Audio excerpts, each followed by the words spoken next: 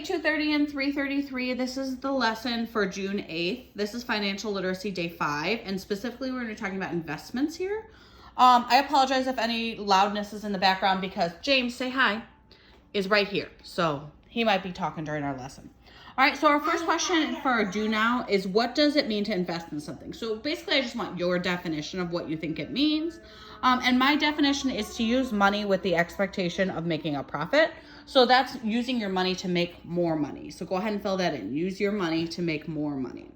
So there are 4 major ways that I feel like are the most common ways people make investments. And the first one is training or education. So people say that education is an investment in your future because you are, when you get to college and beyond, paying for your education. And the hope is that getting this education will equate to you getting paid more most of the time.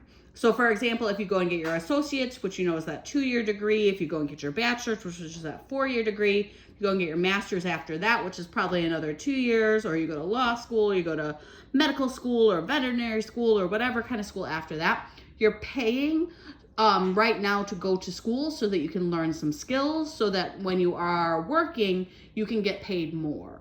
So it's seeking out training or higher education to make more money. So for example, I only have my bachelor's degree, which is a 4-year degree, which allows me to be a teacher. But if I was to go back and go get my master's degree, I would get paid more.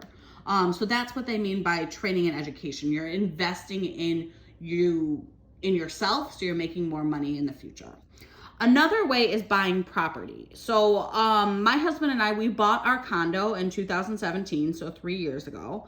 And before that, we had been renting. So we had an apartment and we were paying our landlord, and that meant that we did not own that building. It was not our actual place. We were just using it, and our landlord was the one who owned it. Whereas now our condo, we actually own it. It is our property. We can do whatever we want to it. We can knock down the walls. We can knock it over. We can do whatever we want to it because it's ours.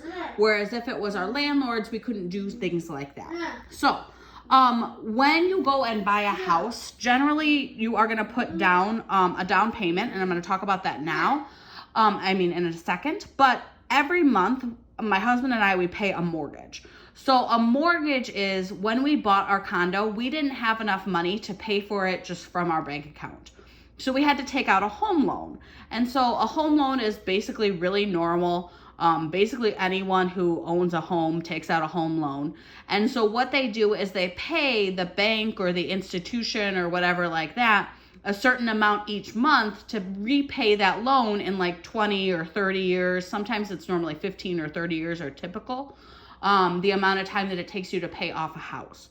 So every month we pay our mortgage. So a mortgage is a monthly payment on your home loan. So we're paying it to our company that gave us the home loan. And so every month we are paying a small portion so that we will eventually own the whole thing and it'll be ours.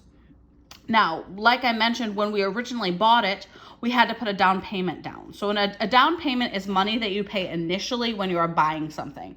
So let's say you're making a down payment of $20,000.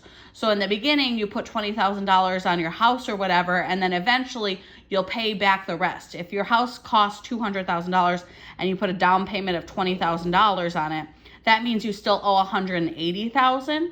So that's going to be broken up into monthly payments, your mortgage, plus some extra fees and insurance and stuff every month.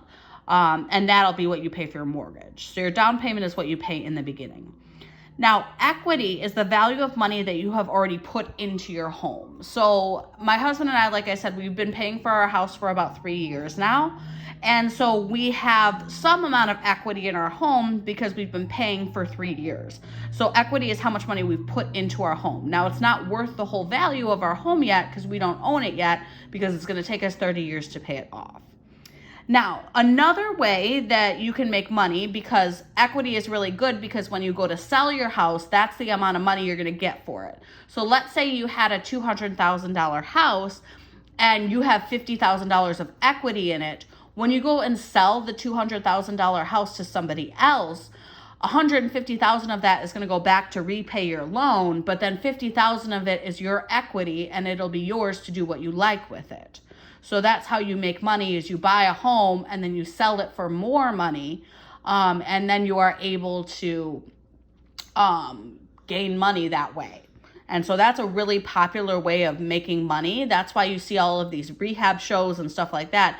If they buy a house for $100,000 and then they do $50,000 of work and then they spend, and then somebody buys it for $300,000, they just made a huge profit on that. Okay, so that's a big way people buy and sell houses and use it to make investments. Another way you can make investments is by owning an investment property. So an investment property is an additional property used to make money. So an investment property is not a home that you're going to live in. Or maybe you'll live in part of it and you'll rent out the other part of it. But generally it's either used for you to resell it at a higher value, or it's used for you to rent out. So let's say you live in an apartment right now and you know that each month your parents pay rent on that house. That means that they don't own it, that somebody else owns it. And that money is going towards them, and that's their investment property. So they're gaining extra money because you're paying them rent for using their space. So rent is money that you pay to the owner of a property. So like I mentioned before, my husband and I lived in our condo. We rented an apartment. And at the apartment, we paid our landlord rent every month. And a landlord is the person who owns the property that you are renting from. All right, so the other major ways that people go ahead and gain money is by purchasing stocks, okay? And so these are kind of difficult for me to explain, so I went ahead and I linked up 2 videos, so make sure you go ahead and watch those videos. After you finish watching those videos, what I want you guys to do is there's a Google form. I linked it either in that document that has all the links in it, or it's on the actual regular lesson planning document. So I want you to go ahead and do that next, okay? It's kind of like a web quest. All right, have a good one.